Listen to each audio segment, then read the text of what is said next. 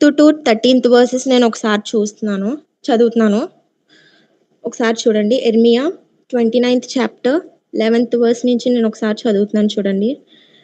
నేను మిమ్మును గూర్చి ఉద్దేశించిన సంగతులను నేనెరుగుదును. రాబోవు కాలమందు మీకు నిరీక్షణ కలుగునట్లుగా అవి సమాధానకరమైన ఉద్దేశములే గాని హానికరమైనవి కావు. ఇదే యెహోవా వాక్కు. మీరు నాకు మొర్రపెట్టుదురని, మీరు నాకు ప్రార్థన చేయుచు వత్తురని నేను మీ మనవి ఆలకింతును. మీరు నన్ను వెదికిన ఎడల పూర్ణ మనస్సుతో నన్ను గూర్చి విచారణ చేయునెడల మీరు నన్ను కనుగొందురు. సో, ఇది దేవుడు నాకు చూపించిన వాక్యమండి. నాకు చూపించిందయితే 11th వర్స్ ఒకటే. అది నేను ఇంగ్లీష్‌లో చదువుతున్నాను చూడండి. For I know the plans I have for you, declares the Lord, plans to prosper you and not to harm you, plans to give you hope and a future. So, ఇది దేవుడు మనకి ఈ రోజునిస్తున్న వాగ్దానం అనుకోండి. అంటే నేను చెప్పేదేంటంటే దేవుని యొక్క ప్రణాళిక ఎలా ఉంటుంది? ఆయన యంగ్ పీపుల్‌కి దేవుడు నీ పట్ల ఆయన యొక్క ప్రణాళిక ఎలా ఉంచుతున్నారు అనేది తెలియచెప్పడానికి ఈ వాక్యం దేవుడు నాకు చూపించారండి. ఈ యొక్క వర్స్‌కి సెపరేట్ సందర్భం ఉంది. అంటే ఈ యొక్క వర్స్ ఎవరికి చెప్తున్నారు అనేది వేరే స్టోరీ ఉంది. అది మనము ఇప్పుడు మాట్లాడుకోవాలంటే టైం సరిపోదు కాబట్టి, ఈ వచనం ద్వారా దేవుడు నీతో ఏం మాట్లాడుతున్నారు? What actually God trying to convey అనేది నేను ఈరోజు చెప్తున్నాను. దేవుడు నీ పట్ల ప్లాన్స్ ఎలా ఉంటాయని చెప్పేసి నీ తండ్రికి తెలుసు.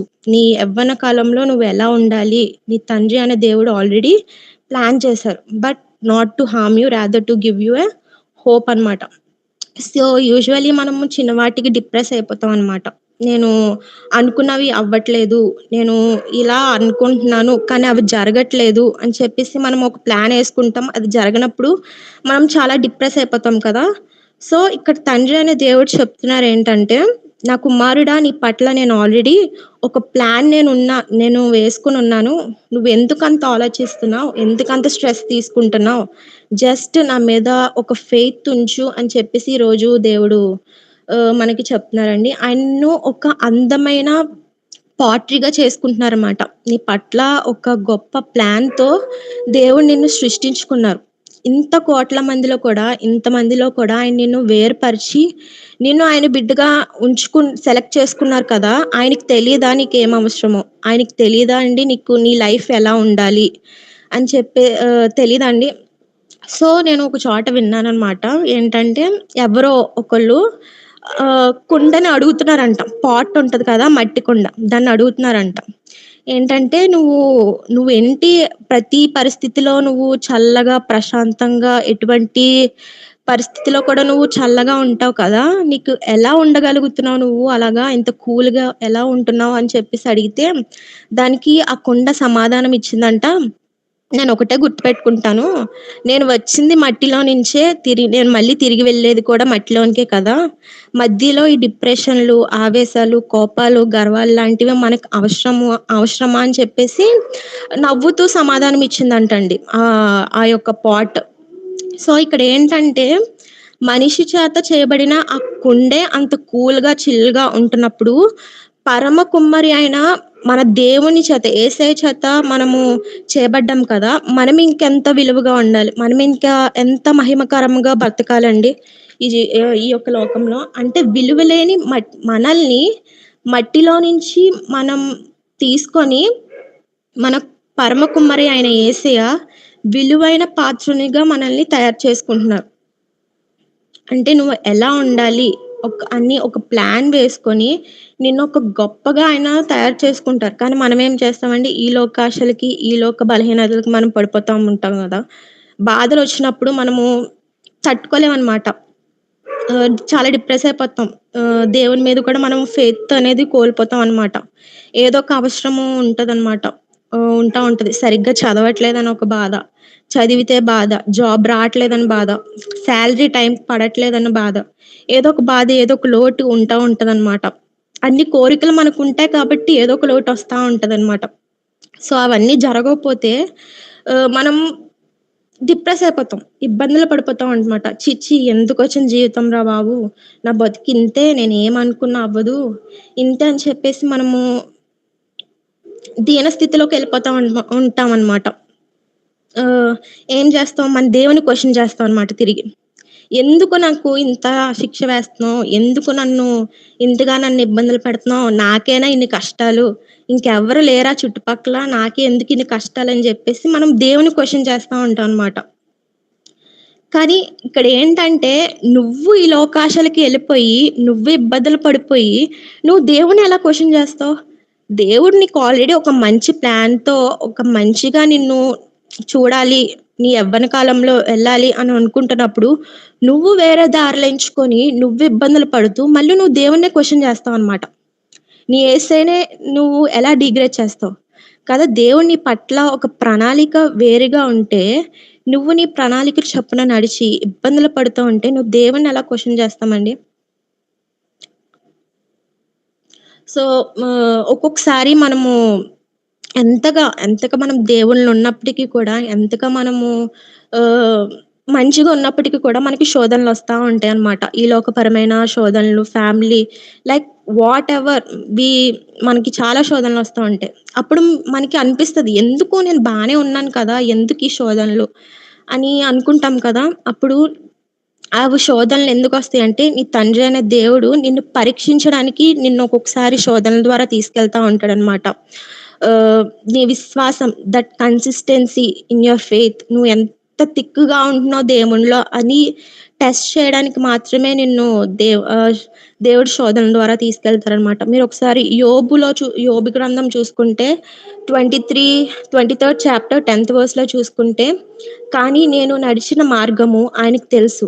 ఆయన నన్ను శోధించిన తరువాత నేను బంగారంలా బయటపడతాను. యెషయాలో కూడా ఉంటదండి. 48థ్ చాప్టర్ 10థ్ వర్స్‌లో ఉంటది. ఇదిగో నేను నిన్ను శుద్ధి చేసితిని. కానీ వెండిలా కాదు, బాధల కొలిమిలో నిన్ను శుద్ధి చేసితిని. అంటే నిన్నొక విలువైన పాత్రనునిగా చేయడానికి నిన్ను ఒక్కొక్కసారి ఇబ్బందుల ద్వారాగా వెళ్తారనమాట. అది మనం అర్థం చేసుకోవాలి. మనం గాడ్స్ ప్లాన్ మీద ఫెయిత్ ఉంచాలనమాట. Because we are no one to question God's plan. ఆయనకి నీ మీద అధికారం ఉండంది. ఆయనకి నీ మీద ఎందుకంటే నిన్ను ఆయన బిడ్డలుగా తయారు చేసుకున్నారు కదా! నీ యొక్క ఫెయిత్‌ని ఆయన పరీక్షించుకోవడానికి నీ మీద అధికారం ఉంది. మీరొకసారి ఆహ్, రోమా 9థ్ చాప్టర్ 18 నుంచి 21 వర్స్ చూసుకుంటే, కావున ఆయన ఎవనిని కరుణింపగోరునో వానిని కరుణించును. ఎవనిని కఠినపరచగోరునో వారిని కఠినపరచును. అట్లయితే ఆయన చిత్తము ఎ ఎదిరించిన వాడెవ్వడు? ఆయన ఇకను నేరమోపనేలా అని నీవు నాతో చెప్పెదవు. అవును గాని ఓ మనుష్యుడా దేవునికి ఎదురు చెప్పుటకు నీవెవడవు? నన్నెందుకిలాగ చేసితివని రూపిం రూపించిన వానితో చెప్పినా అంటే నిన్ను తయారు చేసిన నీ దేవుడిని నువ్వు క్వెషన్ చేస్తావా? అని చెప్పేసి ఈరోజు ఈ వాక్యంలో మనకి తెలుస్తుంది. సో, దేవునికి తెలుసండి నీ మీద నీకు ఏది అవసరమో, నీ లైఫ్‌లో ఏముండాలి అని చెప్పేసి దేవునికి తెలుసు.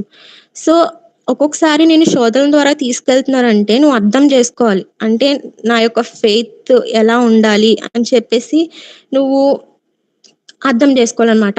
ఒకరోజంట యిర్మీయాని పిలిచి, "యిర్మీయా నువ్వు కుమ్మరి ఇంటికి వెళ్ళు" అని అప్పుడు చెప్పినట్టే వెళ్తాడనమాట యిర్మీయా. కుమ్మరి ఇంటికి వెళ్ళి అక్కడ కుమ్మరి చేస్తున్న వివిధ ఉంటాయి కదా! పాట్స్ చూస్తున్నాడు. వాటిలో పాట్ అంట సరైన స్థితిలో లేక, అంటే ఒక సరైన ఆకారం లేకుండా ఉందనమాట. ఉంటే దాన్ని కుమ్మరి ఏం చేస్తున్నాడంటే తీసుకొని దాన్ని తడిపి, దాన్ని ముద్దగా చేసి తొక్కి ఏం చేస్తున్నాడంటే ఒక మౌల్డ్‌గా తయారు చేసి సారీ అంటే పాట్ చేస్తాం కదా! ఆ యొక్క ఇన్‌స్ట్రుమెంట్ పైన పెట్టి దాన్నొక మంచి డిజైన్‌గా చేద్దామని చెప్పి మరి చూస్తాడు. దాన్ని చూసి దాన్ని చూసిన తర్వాత ఆ కుమ్మరి దానికి ఒక మంచి డిజైన్ ఇచ్చాడనమాట. అది యిర్మీయా చూస్తున్నాడు. అంటే అండి ఇక్కడ ఏంటంటే మన తండ్రి అనే దేవుడు కూడా మనల్ని సృజించినప్పుడు యథార్థవంతులుగా సృజిస్తాడంట. ఒక ప్లాన్‌తో సృజిస్తాడు. కానీ మనం ఏం చేస్తామంటే వేరే వేరే మన ప్లాన్స్ మనకు ఈ లోకపరమైన ప్లాన్స్‌కి వాటికి వెళ్ళిపోయి మనము పాడైపోతూ ఉంటాం. ఆహ్, ఈ జనరేషన్‌లో గానీ, ఈ జనరేషన్‌లో యవ్వనస్తులు ఇలాగే ఉంటారు. నేను ఇలాగే ఉంటాను అని చెప్పేసి మనం ఈ ప్లాన్స్ వైపు వెళ్ళిపోయి మనం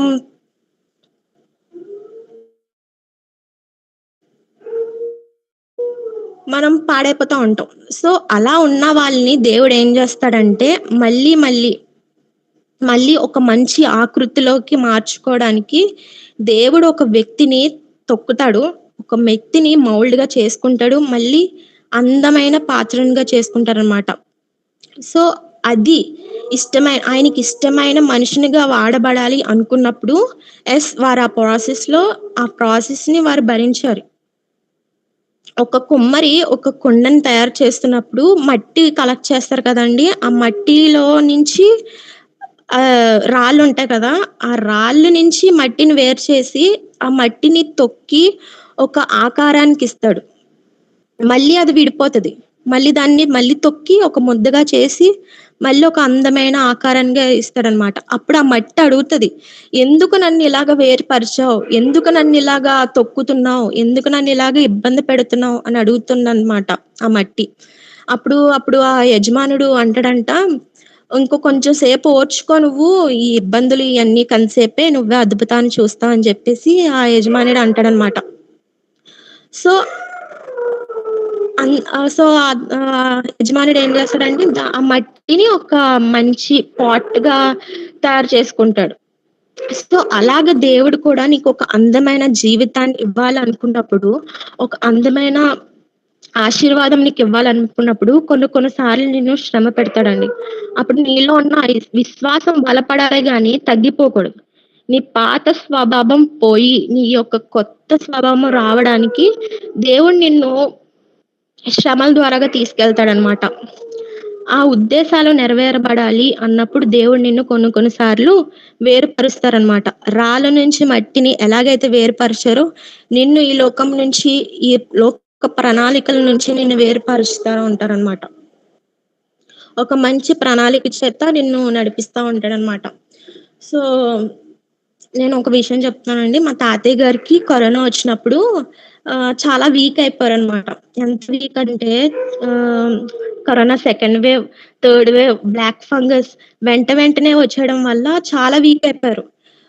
అది చాలా ఎఫెక్ట్ కూడా చూపించిందనమాట. ఆయనకు ఆల్రెడీ రెస్పిరేటరీకి సంబంధించిన ప్రాబ్లమ్ ఉందనమాట. సో, ఈ కరోనా రావడం వల్ల ఆ కరోనా ఎఫెక్ట్ అనేది చాలా చూపించేసిందనమాట. చాలా వీక్ అయిపోయారు. చెప్పొచ్చో లేదో తెలీదు కానీ చనిపోతారేమో అన్న విధంలాగా వెళ్ళిపోయారనమాట మా తాతయ్య గారు. సో, అలాంటి దీన స్థితిలో కూడా, అటువంటి లేవలేని స్థితిలో కూడా ఆయనంట బెడ్ మీద పడుకొని ఆక్సిజన్ మాస్క్ ఉంటది కదా! ఆక్సిజన్ మాస్కే పెట్టుకొని బైబిల్ చదువుతున్నారంట డైలీ. అంటే లేవలేని స్థితిలో కూడా ఆయన దేవుడిని విడిచిపెట్టలేదండి. అంటే అంతగా ఆయన ఫెయిత్, అంటే మా తాతయ్య గారు అంతగా ఫెయిత్ ఉంచారు. అప్పుడు నేను చెప్తున్నప్పుడు నేను ఓకే. ఇంత ఫెయిత్‌ఫుల్‌గా కూడా ఉంటారా? అంటే నేను అప్పుడు కంపేర్ చేసుకున్నా. నాకున్న ఫెయిత్ 0% అని అనిపిస్తదనమాట. అంత ప్రాబ్లమ్‌గా ఉన్నా కూడా దేవుడిని విడిచిపెట్టలేదండి. దేవుని ప్లాన్ ఎలా ఉన్నప్పటికి కూడా, ఎంత ఇబ్బంది పడుతున్నా కూడా ఆయన దేవుడిని విడిచిపెట్టలేదనమాట. ఆయన 3 జనరేషన్స్‌గా దేవుని యొక్క సేవలో ఉన్నారనమాట. ఆయన, ఆయన, ఆయన వయసులో ఉన్నప్పుడు ఆయన దేవుని సేవ చేశారు. ఆయనకి పిల్లలు పుట్టారు. వాళ్ళకి పిల్లలు పుట్టారు. ఆ 3 జనరేషన్స్‌గా దేవుని సేవలో ఉన్నారు. ఇంతగా ఆయన రిటైర్ అయినప్పటికి కూడా దేవుని సేవలో ఉన్నప్పటికి కూడా ఇన్ని సంవత్సరాలు ఆయనకి ఎటువంటి ఇబ్బంది, ఎటువంటి శోధనలు కలగలేదంటారా? సో, అన్ని ఇబ్బందులు కలిగినా సరే దేవుని యొక్క సేవ అంటే ఇతర వేరే విషయాల్లో ఎలా ఉన్నప్పటికి కూడా దేవుని విషయంలో మాత్రం అసలు కాంప్రమైజ్ అవ్వరనమాట. He doesn't care. అంటే అంత ఫెయిత్ అనమాట. దేవుని యొక్క ప్రణాళిక మీద ఆహ్, ఆయన వెళ్తారు. అది ఎలా ఉన్నప్పటికి కూడా దేవుడిని మాత్రం ఆయన విడిచిపెట్టరనమాట. అంటే మా తాతయ్య అంటే నేను ఎందుకు చెప్తున్నానంటే నా కళ్ళ ముందు నాకు ఆ ఎగ్జాంపుల్ ఉంది. నేను చూసి నేర్చుకోవడానికి నాకు ఎగ్జాంపుల్ ఉంది కాబట్టి నేను మీకు చెప్తున్నాను. సో, మా తాతగారి కోసం కాదండి. అంటే బైబిల్‌లో కూడా చాలా మందుంటారు కదా! యోసేపు గాని, దావీదు, యోబు వీళ్ళందరూ ఉంటారు కదా! వాళ్ళు ఆశీర్వాదాలు చూసుకోక ముందు ఎంతగా నలగబడ్డారో, ఎంతగా వాళ్ళు శోధనకు గురయ్యారో మనకు తెలుసు. యోసేపు గవర్నర్ అవ్వకముందు చాలా ఇబ్బందులు పడ్డాడు తన యవ్వన కాలంలో. దావీదు కూడా అలాగే చాలా ఇబ్బందులు పడ్డాడు యవ్వన కాలంలో. సో, అలాగా అంతెందుకండి మన యేసుక్రీస్తే చాలా ఆయన మనిషి రూపంగా వచ్చి మన ఈ భూమి మీద మనిషి రూపంగా వచ్చి ఎన్ని ఇబ్బందులు పడ్డాడు. ఎన్ని శోధనలు పడ్డారు. సో, అంతగా ఆయన శోధనలు పడినా సరే దేవుని మీద విశ్వాసం కోల్పోలేదు. దేవుని ప్రణాళికను చొప్పున వాళ్ళు నడుచుకున్నారు. సో, వాట్ ఇఫ్ వాళ్ళు ఆ స్టేజ్‌లో నా వల్ల కాదు, నేను ఇయన్నీ భరించలేనని చెప్పేసి బ్యాక్ స్టెప్ తీసుకొనుండుంటే, ఈరోజు మనం వాళ్ళ కోసం మాట్లాడుకోగలుగుతామా? ఈరోజు మనకి వాళ్ళు విట్‌నెస్‌గా ఉంటారా దేవునికి? సో, అలాగా దేవునికి మనం విట్‌నెస్‌గా ఉండాలండి. అంటే మన మన పట్ల ఆయన మనల్ని ఎంచుకున్నారు. ఆయన బిడ్డలుగా. మనం ఆయన బిడ్డలుగా ఉంటున్నామంటే, ఆయనకి మనం విట్‌నెస్‌గా ఆయన ప్రణాళికలను చొప్పున మనం నడుచుకోవాలి గానీ, ఈ లోకాశలకి మనం పడిపోకుండా, ఈ లోకాశలకి మనం వీక్ అయిపోకుండా ఉండాలనమాట. సో, ఆయన ప్రణాళిక ఎలా ఉన్నప్పటికీ కూడా, అవి నిన్ను ప్రాస్పర్ చేయడానికే గానీ, నిన్ను హార్మ్ చేయడానికి గానీ ఉండవనమాట. ఈరోజు నువ్వు ఏడుస్తున్నావు కావచ్చు, కానీ ఏదో ఒక రోజు నీ హృదయాన్ని దేవుని ప్రణాళిక చొప్పున ఖచ్చితంగా ఆనందిస్తావనమాట. ఆ రోజు నువ్వు సంతోషిస్తావనమాట. ఆ ఆనందం నువ్వు తట్టుకోలేవు. బికాజ్ ఈరోజు నువ్వు ఏదైతే లేదని మనం బాధపడుతున్నామో, అది రేపటనే రోజు రెండింతల ఆశీర్వాదం దేవుడు మీకిస్తున్నాడండి. మీరొకసారి 2 Corinthians ninth chapter eighth and ninth versus చూసుకుంటే, "And God is able to bless you abundantly, so that in all things and at all times, having all that you need, you will abound in every good work. As it is written, they have freely scattered their gifts to the poor. Their righteousness endures forever." అంటే దేవుడిక్కడ చెప్తుందేంటంటే, నీ యొక్క దీన స్థితిలో కూడా, నీ యొక్క దరిద్రంలో కూడా, నీ యొక్క దౌర్భాగ్య స్థితిలో కూడా ఆయన నిన్ను బ్లెస్ చేస్తున్నారండి. ఆయన యొక్క రైచియస్‌నెస్ నీకు ఫ్రీగా ఫరెవర్ నీకాయన ఇచ్చేస్తున్నాడనమాట. నువ్వు చేయాల్సిందేంటంటే ఓన్లీ ఆయన మీద ఫెయిత్ ఉంచుకోవడం. దట్ ఫెయిత్ నీ ఆత్మలో ఉంచుకున్నప్పుడు నీకెటువంటి కష్టమొచ్చినా సరే, నీకెటువంటి ఇబ్బందొచ్చినా సరే, నాకేం కాదు అనే ధైర్యం నీకొస్తదండి. అంతులేని ఆశీర్వాదాలను నీకు దేవుడిస్తున్నారండి. జస్ట్ పుట్ ఎ ఫెయిత్ అంతే. నీ యవ్వన కాలంలో దేవుడు నువ్వు ఎలా ఉండాలి అని ప్లాన్ చేశారో అంటే నేను చాలా లక్కీగా ఫీల్ అవుతాననమాట. నా ఏజ్‌లో నేను దేవుని వాక్యం చెప్తున్నానంటే నేను చాలా లక్కీ ఫీల్ అవుతాను. ఎందుకంటే నా ఏజ్‌లో వాళ్ళు నేను చుట్టుపక్కల నా ఫ్రెండ్స్‌లో క్రిస్టియన్స్ అయినప్పటికీ కూడా వాళ్ళెలా ఉంటున్నారు, దేని చేత వాళ్ళు దేవునికి దూరం అయిపోతున్నారో నేను చూసానండి. నేను కూడా అవన్నీ అనుభవించి నేను వచ్చాను. ఇప్పుడు నేను దేవుని వాక్యం చెప్తున్నానంటే ఆయన నన్ను సెలెక్ట్ చేసుకున్నారు. నా పట్ల ఆయన ప్రణాళిక ఇలాగుంది. సో, మీరు కూడా అంటే నాకంటే చిన్నవాళ్ళు కూడా ఉన్నారు ఈ ప్రేయర్ మీట్‌లో. మీరింకా లక్కీ. ఎందుకంటే మీరు నాకంటే ఒక 5 ఇయర్స్, 2 ఇయర్స్, 3 ఇయర్స్ చిన్నవాళ్ళై ఉంటారు. సో, నేను ఆ ఏజ్‌లో ఉన్నప్పుడు నేను అంతగా దేవునిలో లేను. ఇప్పుడు నేనొచ్చాను కానీ నేను అంతగా దేవునిలో లేను. బట్ మీకా అవకాశం వచ్చింది. దేవుడు మీ పట్ల ఆ ప్రణాళిక అలా రాసారు. So, you are so lucky. మీరెంతమంది నేను లక్కీ అని ఫీల్ అవుతున్నారో నాకు తెలీదు కానీ, సో, నేనైతే చాలా లక్కీ అండి. బికాజ్ ఆయన సన్నిధిలో ఒక పాట పాడితేనే చాలా మహిమకరంగా ఉంటది. అలాంటిది నేను ఆయన యొక్క వాక్యాన్ని నేను చెప్తున్నాననమాట.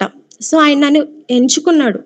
సో, అలాగా నేను ఆయన ప్రణాళికను చొప్పున అలాగే మనం కూడా ఎటువంటి స్థితిలో కూడా, ఎటువంటి బాధొచ్చినా సరే ఆయన ప్రణాళికను చొప్పున మనం ఉండాలండి. అప్పుడు నీ తండ్రి అప్పుడు నువ్వు అప్పుడు నీ తండ్రి అయిన దేవుడిని నీ భుజాన్ని తట్టి అంటారనమాట. నా కుమారుడా నీ యవ్వన కాలమందు నేను బహు సంతోషించుచున్నాను అని చెప్పేసి ఆయన నీకు అంటా ఉంటారనమాట. ఎప్పుడైతే ఆయన ప్రణాళికను చొప్పున నడుస్తావో, మరి ఎప్పుడైతే ఆయన యొక్క వేస్‌లో ఈ లోకానుసారంగా కాకుండా, ఈ లోకాన బలహీనతల వైపు కాకుండా, అట్రాక్షన్స్ వైపు కాకుండా, నువ్వు వేరుపరిచి ఎలాగైతే మట్టిలో నుంచి రాళ్ళు వేరుపరిచి నువ్వు ఒక ముద్దలాగా తయారయ్యి, నలగగొట్టబడి, నువ్వొక మంచి పాట్‌గా తయారయ్యి, దేవుని కొరకు అది వాడబడాలి అని దేవుడు ఎలాగైతే అనుకుంటున్నాడో, నువ్వు కూడా నీ యవ్వన కాలంలో దేవుని కొరకు వాడబడాలండి. సో, ఎందుకంటే అవును. మంచి దారులు ఎప్పుడూ ఇరుకుగానే ఉంటాయి. సాతాను దారులు ఎప్పుడూ విశాలంగానే ఉంటాయండి. కాబట్టి దేవుని ప్రేమించు వారికి అనగా ఆయన సంకల్పము చొప్పున పిలువబడిన వారికి మేలు కలుగుటకై సమస్తము సమకూర్చి జరుగుచున్నదని అనే విషయాన్ని మనం తెలుసుకుందాం. రోమా 28 వర్స్‌లో ఉంటదనమాట. సో, ఎంత ఇబ్బందున్నా సరే, మన దేవుని యొక్క ప్లాన్స్ చొప్పున మనం నడవాలండి. ఆయన యొక్క ఫెయిత్ మనం కోల్పోకూడదనమాట. సో, మీ జీవితాల్లో కూడా మీరు అలాగే ఉంటారు. మీ యంగ్ ఏజ్‌లో కూడా ఈ లోకానుసారంగా మీరు బలహీన పడిపోకుండా, మీకెటువంటి ఇబ్బందొచ్చినా సరే, మీరు దేవుని మీద ఫెయిత్ అనేది కోల్పోకుండా, ఆయన యొక్క కృపని మీరు పొందుకుంటారో, అప్పుడే మీరొక మంచి ఆశీర్వాదాలను మీరు చూసుకుంటారనమాట. సో, నేనింకా ముగించుకుంటున్నానండి. సో, నేను చెప్పేదేంటంటే మీ పట్ల దేవుని యొక్క ప్రణాళికలు చాలా మంచిగా ఉంటాయి. అంటే అవి నిన్ను హార్మ్ చేయడానికి కాదు. నిన్ను ప్రాస్పర్ చేయడానికే ఉంటాయి. సో, అటు రీతిగా మీ జీవితాల్లో దేవుని ప్రణాళికలను చొప్పున మీరు జీవిస్తారని నేను కోరుకుంటున్నాను. దేవుడు ఈ చిన్న వాక్యాన్ని దీవించును గాక. Thank you. ఆమేన్.